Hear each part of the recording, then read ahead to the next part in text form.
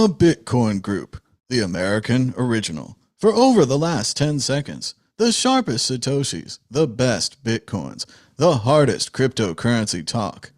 We'd like to welcome our panelists, Rodolfo Adranzes from the Law BitConf. You got to unmute and say hello. Sorry. Hello, everybody. Thank you for inviting me.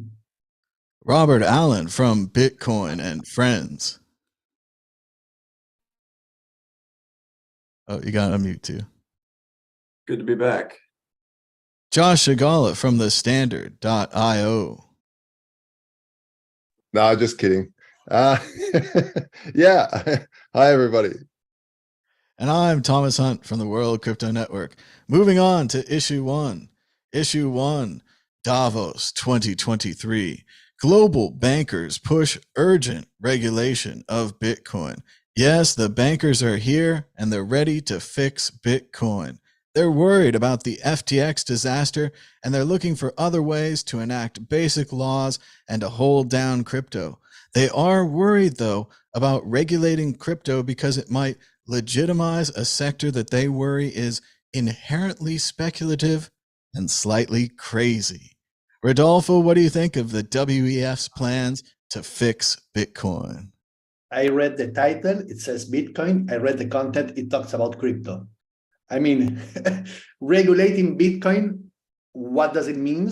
And when you discuss FTX, what does it have to do with Bitcoin? And when you discuss regulating crypto down the road, what has it to do with Bitcoin? I really don't understand if they are discussing we should put focus on the self-custody, we should put focus on, or they're discussing what exchanges should do. I don't care whatever regulation they put on exchanges. Yes, I think that the fantasy of regulating Bitcoin is just a misunderstanding of what they are discussing, what they are talking. I think they're slowly coming to terms with it that they can't regulate or control Bitcoin, that things like the halving will keep happening, transactions will keep going through, and it's pretty much unstoppable. Robert Allen, what do you think about the WEF after Bitcoin? Well, these guys are criminals, so they're going to do whatever they can to keep their criminal enterprise operating as it's been. But yeah, there's very little they can do to stop Bitcoin. I mean, of course, they could try to outlaw, self-custodial wallets and things like that. Very hard to actually enforce that. Of course, they can, slow down adoption in specific jurisdictions, but I think jurisdictional arbitrage will win out in the end. So, for example, I'm in the United States. If this government tries to do something like that, I will move to another country. And I think a lot of Bitcoiners would do the same thing. So I think game theory is, we're in a good position regardless of what they try to do. It does seem like we've been winning the whole time, and it just keeps getting worse for them. Josh Shigala, they're here to fix Bitcoin. It's regulation again. You will eat bugs to change the weather. That's what they want. But the thing is that these guys are megalomaniacs. They always have been. Always try to, change the world.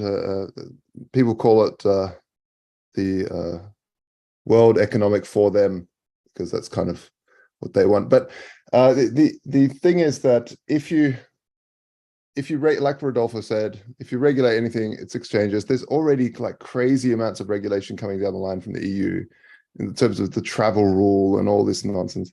So there's so much coming. They can't regulate Bitcoin at the base level. It's just it's regulated by math already, and so it doesn't really matter what they do. It's good to just ignore them and keep on going. I think that's the name of the game. Well, for the exit question, since we all agree that they can't regulate Bitcoin, the question is, will they be able to agree with each other? Will there be a worldwide crypto type legislation within the next 3 years, 5 years, or never? Rodolfo. No, I think that there will be some general adoption of of rules. The fact that the GAFI standards and all those really puts the countries in a bad position if they don't agree on those. And I think that several countries will work on a international, with differences in every country, but with an international approach of how to address Bitcoin and crypto. Yes, but mostly understanding that will affect crypto exchanges and not mainly Bitcoin. But yes, I do believe it will happen. And I also do think that in some way, as Bitcoin and crypto adoption grows, it affects more and more people. And when these things occur, like FTX, I do understand that they have concerns of these situations, because finally it affects lots of people. Yes, that started to go into the space because it was easier and with less understanding and less knowledgeable. So I do understand that they have this sensation that they need to be the saviors of the world. And I do believe that it really affects a lot of people when these things happen. And if banks connect to the crypto space and the crypto space fails, the banks fails, and people put money in the banks that are putting money to the crypto. So I think that regulation is really inevitable and it will have a big impact, but I don't care about that impact, really. It's just a matter of time, and Bitcoin will still be the only asset that has 21 million and all this stuff that will be part of the discussion at the end of the program. Robert Allen, they may be a gang of thieves, but will they stick together like a gang? Well, this is the Hegelian dialectic that they will continue to use forever and ever. So it's problem, reaction, solution, right? So the problem is, SBF, FTX, which they basically either they set the guy up to fail, or he was, kind of a useful idiot, or some combination of things. But there's no doubt in my mind that there are a lot of people that wanted for there to be a giant crisis so they could go in and say, well, look at how dangerous it is, blah, blah, blah, try to roll out regulation. I mean, this is, it happens all throughout history. They're just doing it again.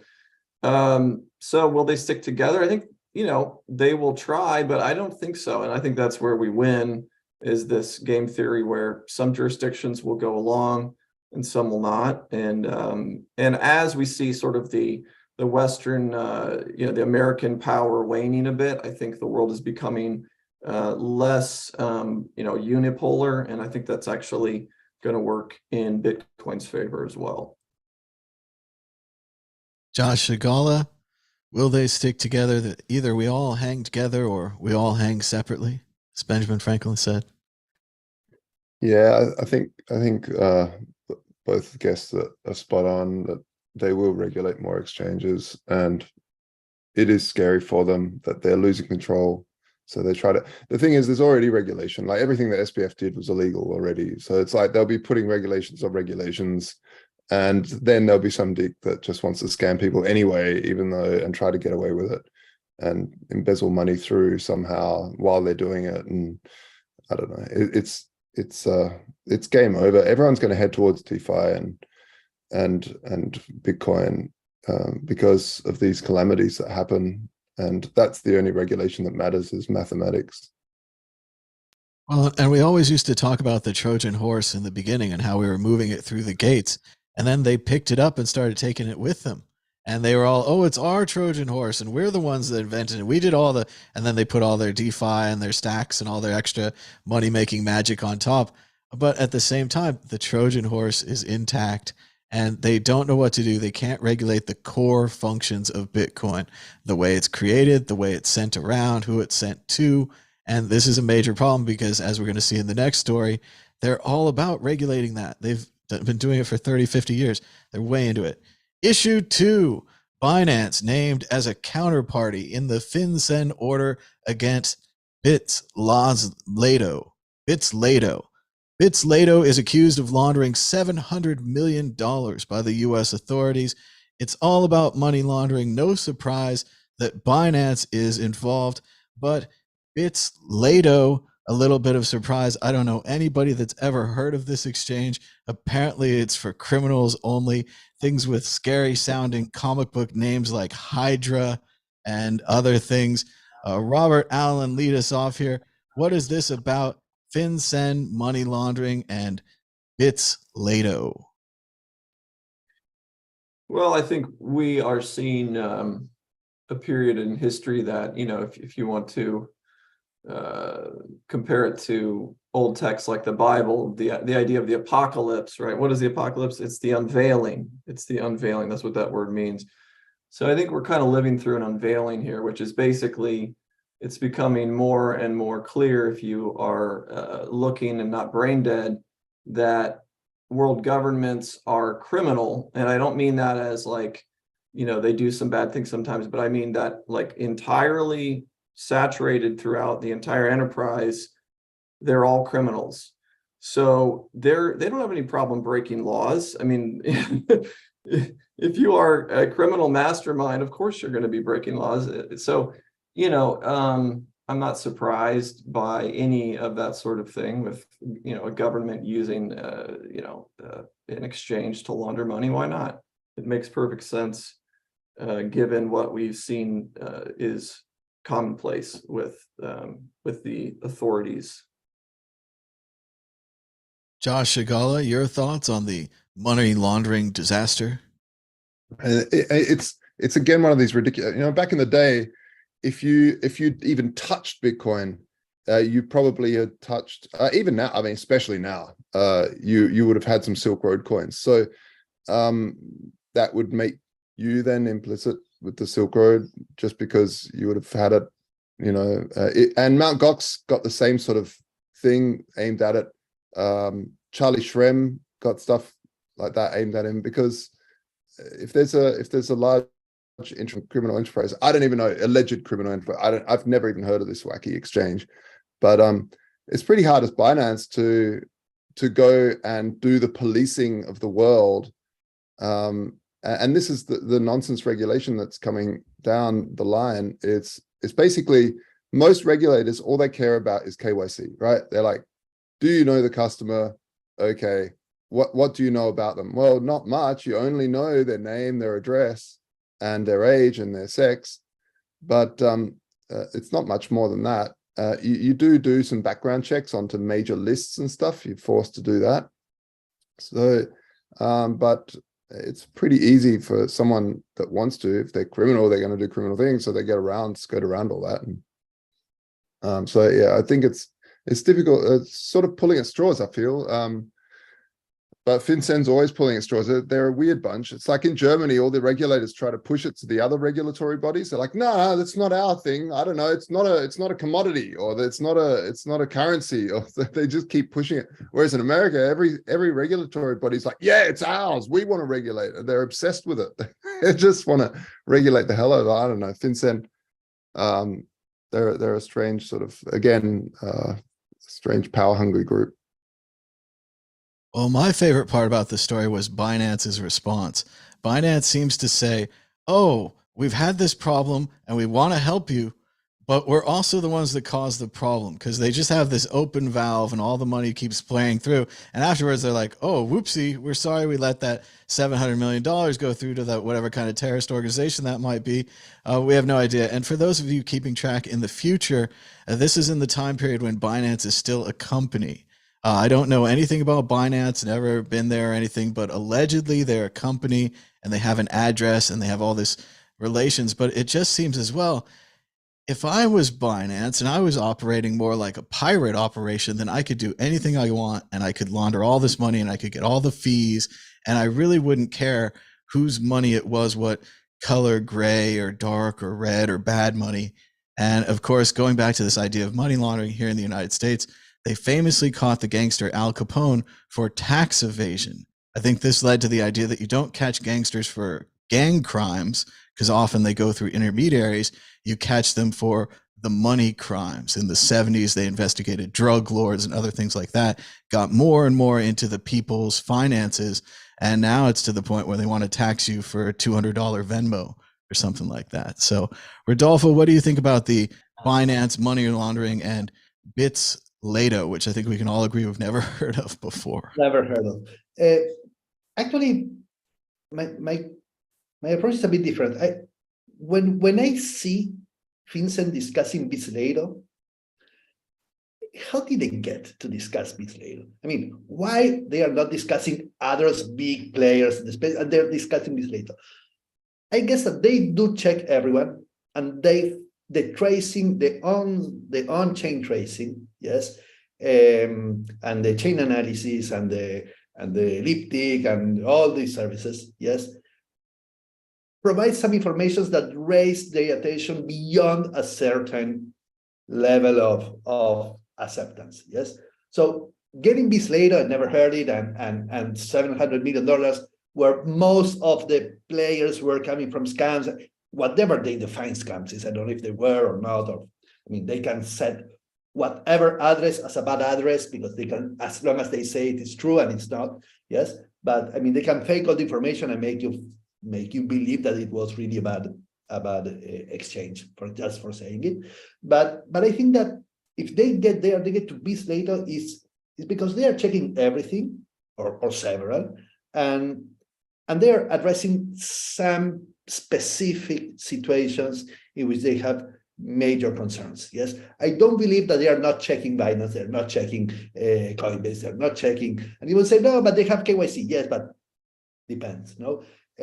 So my concern is, once they finish with this, are they going bigger or not? And they will address every other single transaction, and every other thing will be like money laundering or not? But my main concern here is why Binance was supportive, active supportive to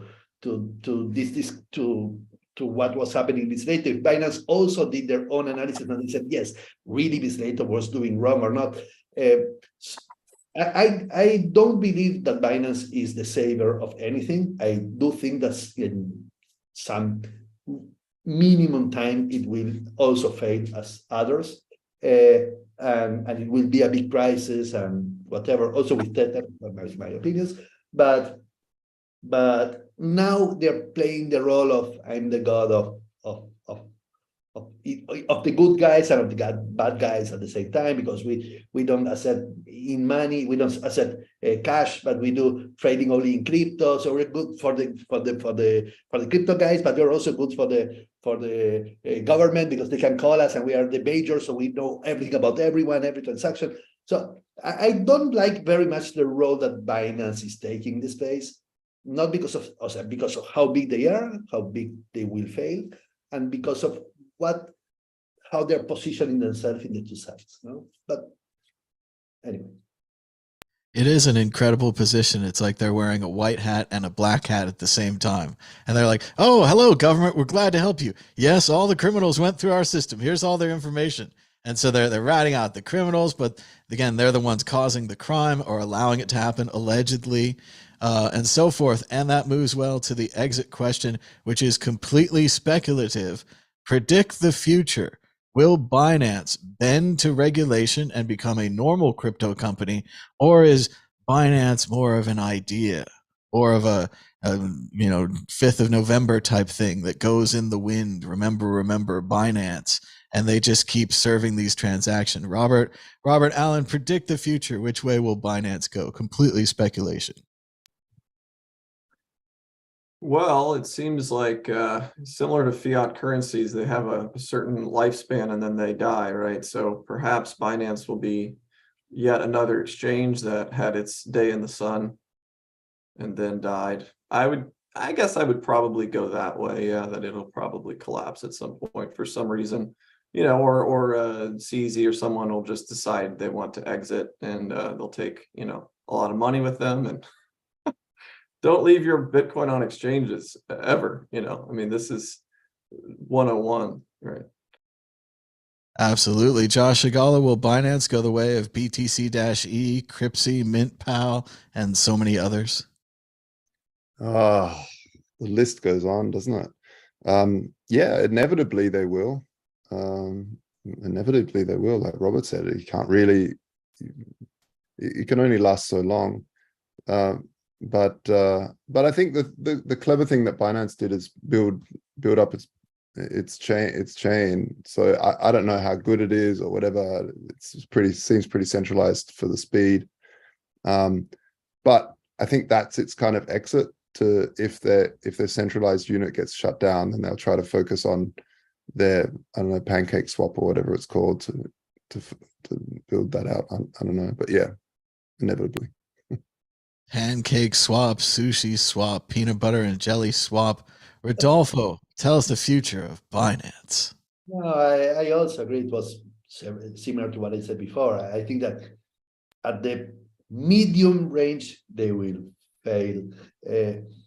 It's not a wishful thinking. It's a Yeah, it's right. I would love it that it doesn't. Yes, but too centralized.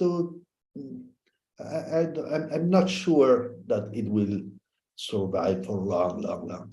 I do expect they do, but if they do, I don't expect them to become like the god for all the governments, and so I don't know. I don't see a very long run for them, but eventually it happens. Anyway, I don't like any concentration in the space. So the wishful thinking is if they survive, yes, they become way less relevant in the space than what they are today. Yes, I absolutely dislike having such a big player in the space, so centralized and being such a big player.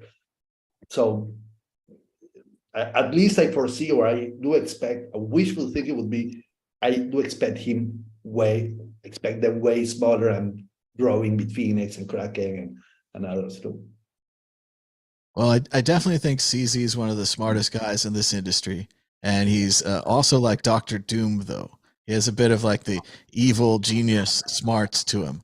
So I don't know where it'll go in the future. I think if you look at the example of someone like Jack Ma or other people who have gone against major governments, they found out that the major government takes away your freedom. So you might be a billionaire that founded Alibaba, but if the government takes away your ability to go from point to point, it's not very valuable. So while as Binance allegedly, imaginarily, like, you know, G.I. Joe or something, as a criminal conspiracy like Cobra or something, I don't think it's going to work.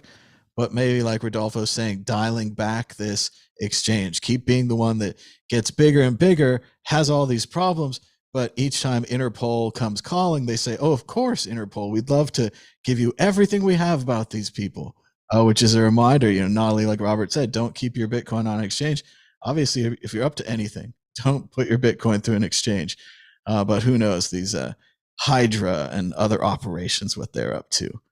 They needed to launder the money. It was the only way. Check out worldcryptonetwork.com for On This Day in World Crypto Network. On this day, January 20th, we've had many videos. We had one in 2014 with Mad Bitcoins talking about the UK Bitcoin tax. We had Chris Ellis and Eric Paisley on 2014. In 2017, we had Living Blockchain Art on You, Me, and Bitcoin podcast. And in 2019, we had 3 episodes, How to Update the BISC Client, Mimblewimble, and libmini Sketch. In 2021, we did Today in Bitcoin, and now we're doing this show. So check out worldcryptonetwork.com for many, many more shows. Click on the On This Day button on the left-hand side. Issue 3, crypto lender Genesis files for bankruptcy. It could be far worse for Bitcoin. The Winklevi brothers are back in the news again, and there's nothing good about it. Genesis Trading, which lended their funds to Genesis Trading, which lended their funds to FTX, has now collapsed. Will Genesis be able to hold off bankruptcy for the rest of the digital currency group?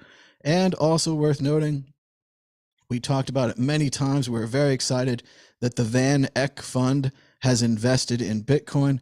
The Van Eck Fund has been wiped out. According to this article, they have lost $53 million because they invested not directly in Bitcoin, but in Genesis and Winklevi Trading. Josh Shigala, what do you think about this unlikely end for the Winklevi exchange? I mean, I don't think it's an end. They could bail themselves out of that.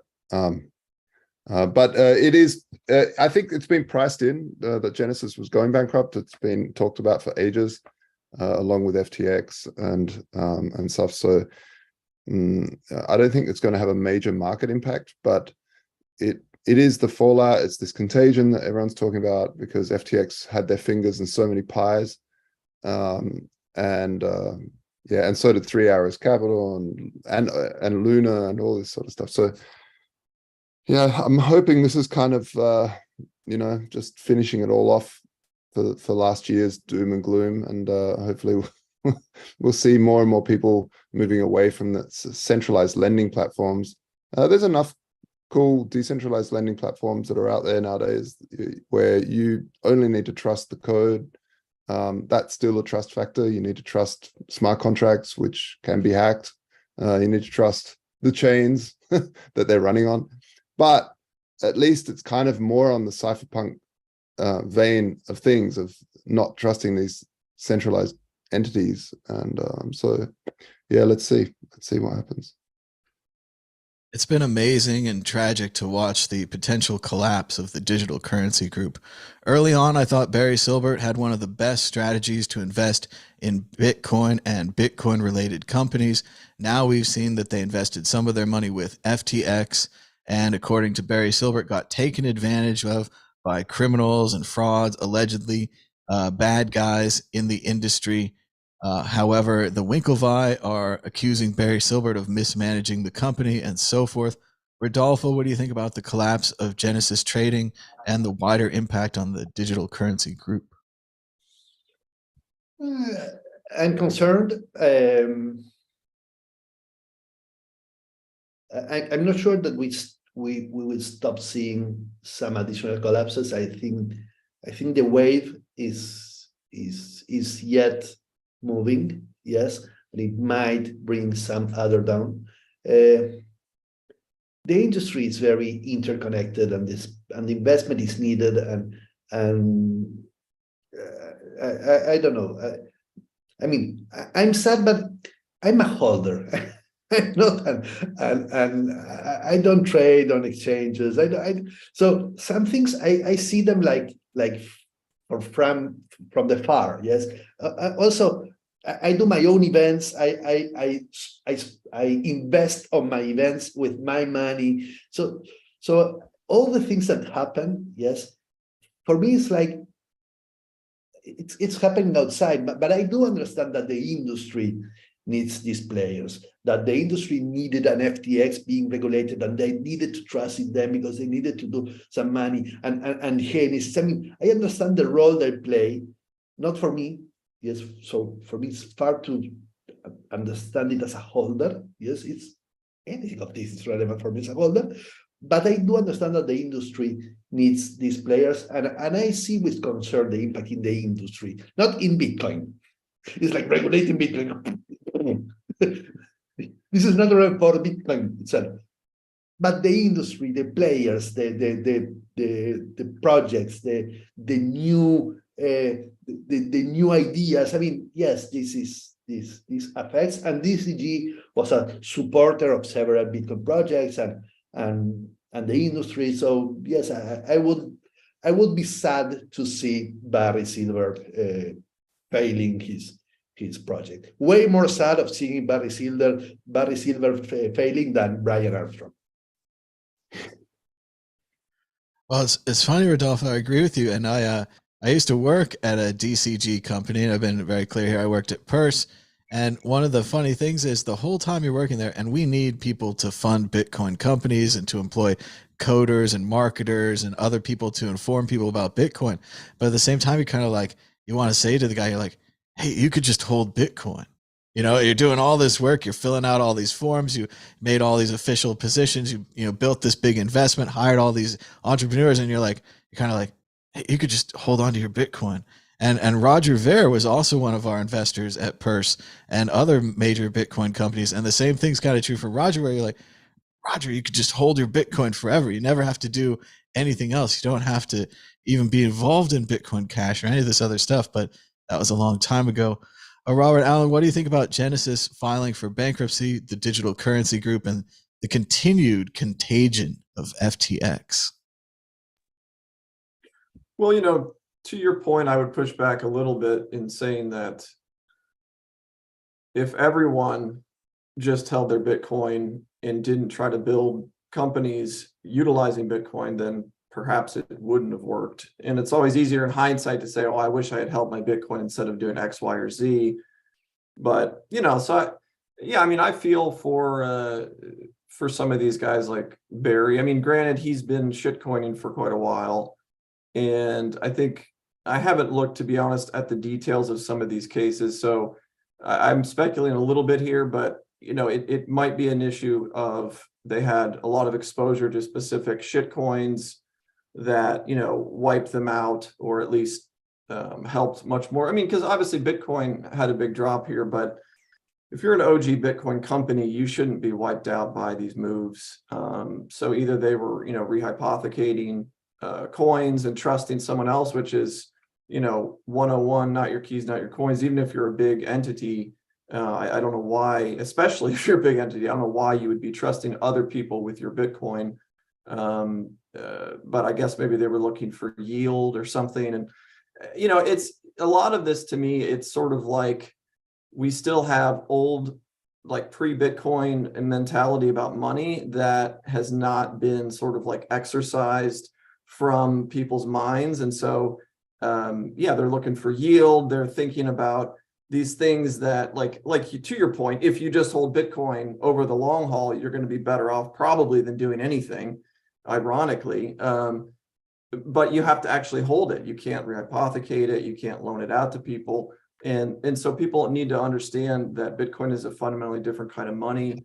And I think it also, you know, it sets up these big institutions for failure, because if you have someone on the inside who wants to run off with the money, they can, you know, using the pseudonymity, of Bitcoin, they can essentially, you know, move that money, maybe, you know, drop out of society and wash it in some fashion and use it theoretically. And you know, in other words, it's much easier, I'd argue, to get away with robbing an institution that has Bitcoin as its asset than it would be if they had gold bars or bank accounts with traditional fiat money. You know, so it's a riskier thing to hold large amounts of Bitcoin in an institutional manner. I think also because a lot of these companies sadly haven't been using multi-signature or even really set up probably systems that they should have. So I don't know, it's a combination of things, and it'll probably continue to keep happening because people are very slow to learn, but not your keys, not your Bitcoin. I think, Robert, it's not only easier for them to have problems with someone running off with the money, it's also easier to convince the board to say, we need to take this Bitcoin and invest it and get that yield. Because that's really what this was about, that Genesis Trading was offering a certain much for their yield project, for their loan project. That was passed on to from Gemini to Genesis, Genesis to FTX. FTX was also promising fantastic yield, and they could have just held their Bitcoin, but instead they went for more. And that's just a human failing. And it's also, like you're saying, it's about a time preference of whether you have Bitcoin today or if you have Bitcoin tomorrow, 5 years, or 10 years, which leads us to the exit question. Predict the price of Bitcoin against the magical predictor ball. Will the price of Bitcoin be higher or lower this time next week? Rodolfo, you go first. I hate Bitcoin price predictions. Let me say higher, because. All right, higher. Optimism. Josh Shigala, more optimism. Yeah, I think higher. You know, one of the things that I saw with this whole DCG thing is that they're very close to the whole Bitfinex Tether stuff. Suddenly, billions of Tethers being pumped into the market. Bitcoin's going up. So sounds like it's going up right now, or Adolfo's already being proven right. Yeah, so it's I just wanted to know which was the Bitcoin price, because I don't check it usually too much. So 22,300, just to remember next week to check and see if I won. Do we win something? No, it's just what you win respect. That's it. Respect. Okay. Josh Shigala is higher. Robert Allen, higher or lower this time next week? We don't win a whole Bitcoin. What's going on here, Thomas? It's a cheap show. Maybe we'll get you a Doji coin. Well, you know me. It's always higher with Bitcoin. I mean, of course, in the short term, no one knows, but it's always higher. I'd like to agree. It's been going up the last couple of days, and it went up some more, and everybody's really optimistic. What happened to all the bear market stuff? But we must ask the baldest and truest of all predictors, the Bitcoin predictor ball. Will the price be higher this time next week? Don't count on it. Don't count on it. The ball is pessimistic. Moving on to issue 4. Issue 4. Jamie Dimon thinks the Bitcoin supply won't really be capped at 21 million. He says there's no such sure thing as a sure thing, but 5 lines of crypto code come pretty close. We've talked about this before. People come to Bitcoin, they're brand new, they want to change it. And Jamie Dimon's way of changing it is pushing this FUD that the Bitcoin supply could be changed, which would affect everyone's investment in Bitcoin. Obviously, we know how hard it is to change the Bitcoin code, but maybe other people don't. Rodolfo, what do you think about Jamie Dimon's plan that Bitcoin could be changed? He's a banking expert. I think that every picture of Jamie Dimon should have a clown nose and some painting on the face. Yes. So I don't agree with the picture. Second, it's a stupid declaration, though there's been a big discussion and there's still ongoing discussions on the tail emission. No?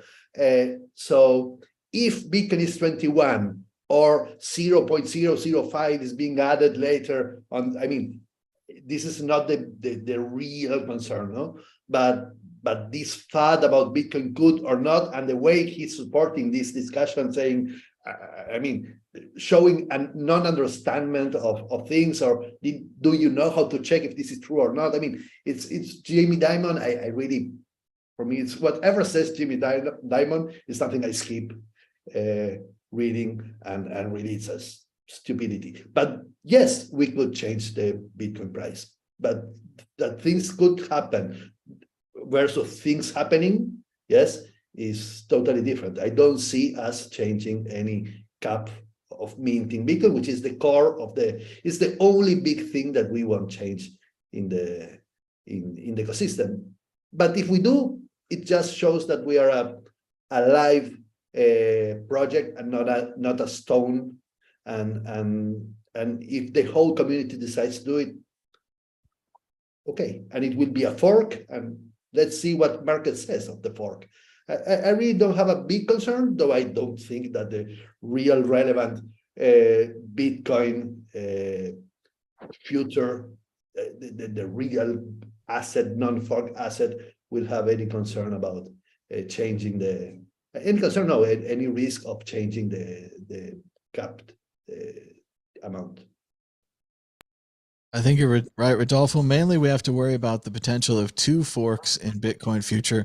One in 2049, when the block reward becomes so small it's like a rounding error, and another one in 2144, when the block reward completely runs out. I think at that time, people will reintroduce kind of growing Bitcoin ideas, and then we'll find out if they're more popular. But I think the original Bitcoin stays the same. This is one of the best ways to do FUD, is you just describe something untrue about your opponent, and you just say it over and over again. You just, hey, when did you stop beating your wife? Oh, I never started, but when did you stop? And this kind of thing. There's no one to defend Bitcoin on these shows. James can say, what if they change the number? Well, what if they change it? Let's go to Robert Allen. What do you think about Jamie Dimon and his belief that Bitcoin can just be changed? I think he's talking to his core audience, which is like boomers, right? I mean, no one that I know really pays much attention to the news from these mainstream outlets anymore.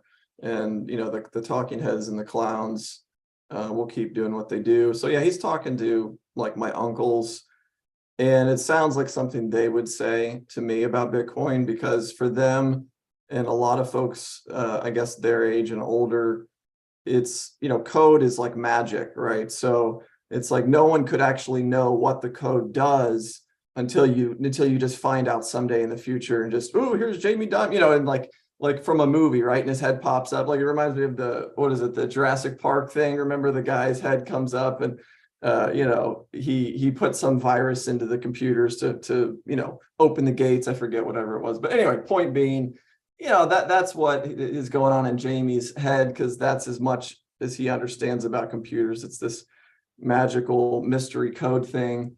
Never mind that we have, thousands of eyeballs auditing and writing and actively maintaining the code. So yeah, he's just talking to boomers, and I'm not surprised. It does seem to be kind of an extension of that simplistic thinking where if you just don't understand the internet, you're like, well, don't put your money on the internet because they could unplug that thing. But there's thousands and millions of servers everywhere in the world and racks and racks and racks and all these values. Oh, they could just unplug the internet.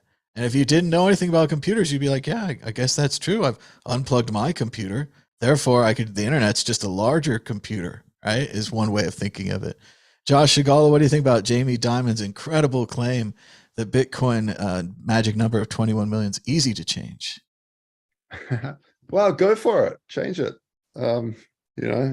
In his logic, it'd be then there'll be more Bitcoin. Yeah. Like it's,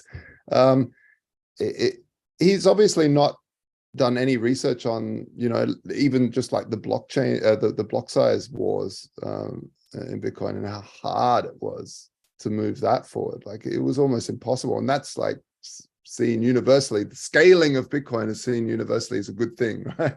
But the minutiae of how to scale is super hard, and was a deadlock, was a stalemate for so long. So yeah, it's ridiculous. Just another bankster doing his bankster stuff. I don't know. Regulate them more. Exit question, predict the future. In the future, there's an archivist who's going through each one of these episodes and writing down everything we say, probably reading a transcript. But I want you to predict for them, what will be the result? Will the Bitcoin 2049 fork against the very small block reward succeed? Or will the Bitcoin 2144 fork against the 0 block reward succeed? Rodolfo, predict the future. First, if I were to predict that there shall be a fork, they won't be when the fork is occurring, but some time before. So it wouldn't be the 2140, it wouldn't be the 29. I mean, it would be some years earlier just to get prepared, no? But that being the case, it's the same than predicting the price.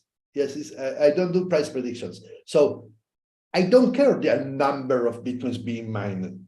Yes, I don't care about the price of Bitcoin in the case of that moment of how many are being mined. It's like when we were mining 50, should we have the discussion about what would happen when just 3 Bitcoins are being mined every 10 minutes?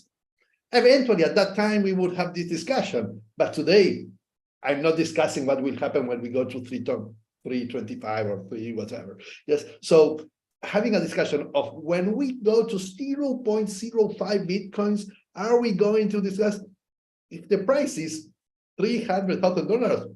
I guess we won't. If the price is 10, we might have this discussion earlier. If the price, I mean, this discussion is the same of guessing the price, and I can give you any answer. Yes. That's what to give you an answer. Yeah. All right, Robert, go ahead and predict the future. We've also had more reports that the fork coming in 2042 is very reasonable. They only want to double the amount of Bitcoins from 21 to 42. That's genius branding. 2042, 42 Bitcoins. What do you think, Robert? I'm going to be optimistic and say it won't happen. And I guess my thinking is that we are, if you guys know this sort of idea of the cycles of civilization, the good men creating hard times, the good men creating good times, which creates weak men, which creates hard times, which creates strong men. I don't know if you've seen that. It's a popular meme. We're kind of living through the hard times, I would say, or the beginning of it, perhaps. It's probably going to get a little bit dicier in the next 10 years. So maybe we come out of that and people are a little more wary of just, messing with things for the sake of messing with things. So there might be a little more of a conservative attitude about life, and something as beneficial as Bitcoin, hopefully folks understand that it's not to be messed with. The other thing about this is that I think just, technically, of course, changing a little bit of code is one thing, but what about, is that going to potentially, it's probably not going to be soft forkable in that way. I don't know for sure, but I would be surprised if you could do a soft fork that would do that, in which case, then you also have the, like backwards compatibility issues. And if there's a lot of hardware and stuff that can't easily transition to this new version. So hopefully, in other words, hopefully the infrastructure becomes like so, ubiquitous that it becomes very hard to really change the protocol. It ossifies and so on. That's my hope. Josh Agala, the year is 2133. The Bitcoin block limit has not been raised for more than 100 years, but the block reward is going to zero, and they are dedicated to raise and change Bitcoin. No, I mean, if it forks, but there'll still be the other side, which most people will just stay on, because why would you want to have the chain that's got double the coins? It doesn't make sense. It just shows Jamie Dimon's whack economic basis, that he just doesn't understand the absolute basics of economic theory, supposedly. I don't know. Just... Yep. So sorry, Thomas, we did for the conference, we did a contest of Bitcoin revolution. I mean, you had to write stories about Bitcoin's future, no, like a futuristic ideas of Bitcoin. And one wrote a story which was very nice, which was called Peta Dyson. And this guy was mining the stars, yes, with these machines and trying to get the 0.0000001 Bitcoin that was brought by this mining of the stars, and that meant a huge amount. He wanted to mine it for himself, like a sort of mining of this. And so what will happen 100 years from here? And how relevant will it be a 0.0000001, or because non-mining is not non-fees, yes, or the 0.00001 fees that come with mining without the genesis, without the genesis of the first, no genesis, ¿cómo se llama? The Coinbase, yes, without Coinbase. I think it's really guessing, and science fiction stories are very nice in this scenario. But I really like what Robert said also. No, I mean, we should expect that in 10 years we have learned something, or we have a different approach toward things as humanity. I also do hope that. Yeah, and I think the only fork that will really happen is more decimal points probably happen. That's about it. Or decimal points could even extend the 2144 argument, as we could then fork into even smaller block rewards that seem ridiculous now, but might be really valuable to them. However, prediction of the future, there will be forks, but they will fail. It's the old collector's theory. I want the first version. I don't want version 2 or version 3. I want the original. You can't fool me and give me that crappy phony money, that Bitcoin 2 or Bitcoin 3 or Bitcoin 33, whatever they decide to call it. I want the original. We're running out of time. We're moving on to predictions or story of the week. Rodolfo, are you ready with a prediction or a story of the week? Maybe let us know how the Law BitConf went this year. Oh, you got to unmute yourself. There. I don't have a story of the week because I'm on vacations, so I haven't been reading much about the space. Sorry for that. But yes, I don't know if you said if I could give a brief synthesis of how it was for the BitConf, but this year in Latin America, we had the Latin American Bitcoin Conference. and being November is such a bad moment for the space. We had 10,000 attendees, so I do expect. I do think that even though the things seem like they're going bad, yes, in the space, there's a lot of people still interested in finding how to start in this and how to become a player in the space. So I have a nice foreseeing of what will happen in the crypto space in the next years. I mean, I don't think that the bad situation and the ecosystem and the people losing money and the FTX and all this, it's really what Bitcoin is or what the crypto space is. I think there's a lot of still involvement and creativity and willing of investing in the space. So I'm glad the conference went well. It sounds like a fantastic time. Robert, what's been going on with Bitcoin and Friends? Well, we are relaunching the show. Well, we've been working on. We'll see when we actually relaunch. Although we are making good progress, so I'm happy with how the work is going. But for those who have seen the show originally, we are redoing it for family-friendly programming. It'll be PG type rating. And it's going to be 8 episodes, and we're going to be launching it probably, some of it will be behind a paywall. We're thinking probably to use Patreon. I know there's some Bitcoin and even Lightning enabled products out there that are trying to move in that direction, which of course I would prefer to use, but Patreon is quite a bit more polished, and we want to make sure we can get this out to as many people when we do launch it. So, maybe it'll be a few more months, perhaps, but I would say definitely by the summer of this year, we will launch. And I'm very excited. Quality in every direction is way up. So better animation, better storytelling. I think we've really matured as a team. So I'm hoping it'll be something that the community can be proud of and can use to kind of orange pill people and, get people who might not even care about money or things Bitcoin related. Just the fact that it's really a kind of a heart touching story. It might be something for a broader audience that could then get people sort of in the door a little bit to think about these things. So I'm real excited. It's going to be good when we launch. That sounds great, Robert. I love the old show, and I look forward to the new ones. We used to kind of have like watching parties, or we'd get everybody together. We say, "Oh, you haven't heard of this yet," and sit them down in front of the YouTube and just watch all the episodes till we're done. So it'll be great to see a more family-friendly version and get out to a larger audience. I know you had trouble before with the shadow banning and all that kind of stuff. So definitely, yeah. Josh Segala, do you have a prediction or a story of the week? Go ahead. No, but I do want to say I really enjoyed the cartoons, but also, people, I say this anytime anyone asks me what conferences are good, it's always the two of them, which is Rodolfo's La BitConf, the best conference in the world. And the second one I'd say is it's a very small conference, but it's the Mallorca Blockchain Days, also really, really cool. So those two conferences are just awesome.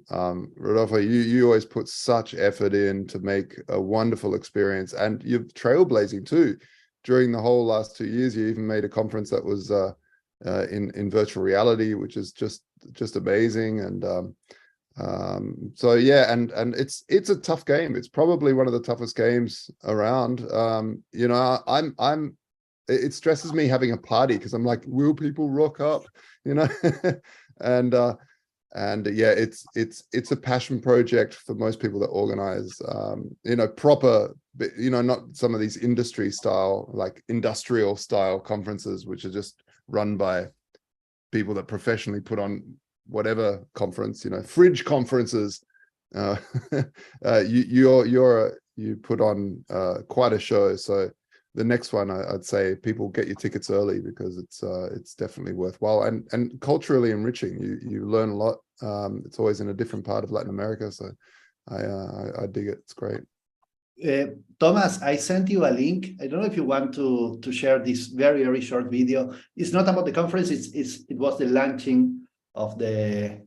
It's very nice. It's very Bitcoin focused. I think you enjoy it. It's very short. All right, we're gonna play this 1 minute video. The last video we played from Law BitConf was also very good. It was like an animation, it had the moon and all kinds of stuff. So hoping for good stuff here. Here's Law BitConf 10th anniversario. Awful week on Wall Street. It could even affect our The inflation keeps out of control. Right now, we're in a super bubble that's about to burst. Only 21 million. This is a tough issue for our team. So both things can't be true. I guarantee you. We believe in code and math. Activities illegal. Bitcoin can go up and down. I think it's rat poison. It's a delusion, basically. Honey Badger doesn't care. Very bad week for Bitcoin. Ugly times for Coin drop a lot. I think it's over. So coins.